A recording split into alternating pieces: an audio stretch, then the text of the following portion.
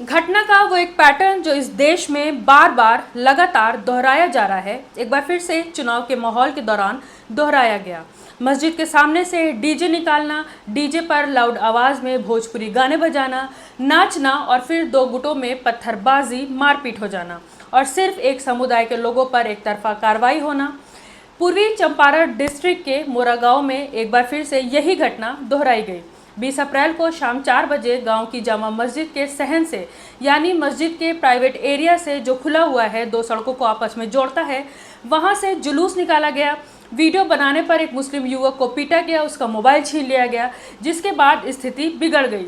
दोनों तरफ के लोगों में पत्थर चले, दोनों तरफ के लोगों को चोटें आईं और एफआईआर सिर्फ एक तरफ के लोगों पर दर्ज की गई, यानी सिर्फ हिंदू पक्ष की एफआईआर दर्ज की गई और उसी के आधार पर 28 मुसलमानों को नामजद कर लिया गया, जिसमें से कुछ लोगों को पुलिस ने उठा लिया है।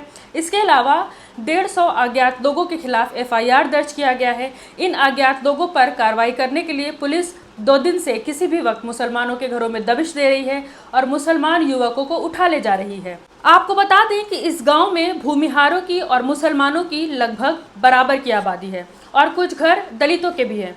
इस गांव में ट्रेडिशन है कि जब किसी भूमिहार के घर शादी होती है तो वो पूरे परिवार के साथ पहले मंदिर में पूजा करने के लिए जाते हैं, लेकिन इस बार पूजा करने के लिए उन्होंने वो रास्ता चुना जो मुसलमानों की बस्ती से होकर जाता है और मस्जिद के सहन से होकर जाता है। जबकि उस गांव में ये रिवायत रही है कि किसी भी धर्म के लोग मस्जिद के सामने डीजे या नाच गाना नहीं करेंगे, क्योंकि मस्जिद के सामने का जो एरिया है वो मस्जिद का प्राइवेट एरिया है, उनका सहन है, जिस पर बाउंड्री नहीं हुई, लेकिन यहाँ के स्थानीय लोग उस जगह को आने जाने के लिए रास्ते की तरह इस्तेमाल करते हैं।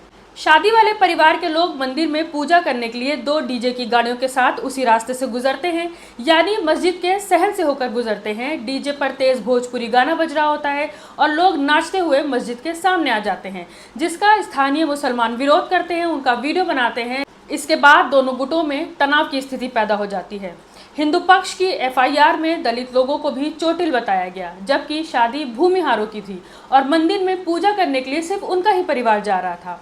एफआईआर में मुसलमानों पर दलितों के साथ मारपीट करने का आरोप लगाया गया है, जिसकी वजह से मुसलमानों पर ST/SC एक्ट भी लग गया है।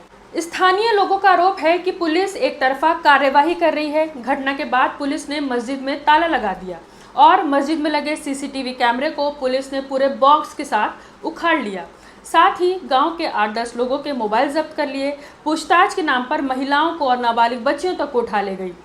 CCTV से फुटेज लेने की जगह पूरा कैमरे का सेटअप उखाड़ कर ले जाना, साथ ही जो लोग मोबाइल से वीडियो बना रहे थे उनका मोबाइल जब्त कर लेना किस ओर इशारा कर रहा है? क्या प्रशासन नहीं चाहता कि घटना की जो वीडियो CCTV में कैद हुई है उसकी फुटेज लोगों तक पहुंचे और पता चल सके कि असली गुनहगार कौन है?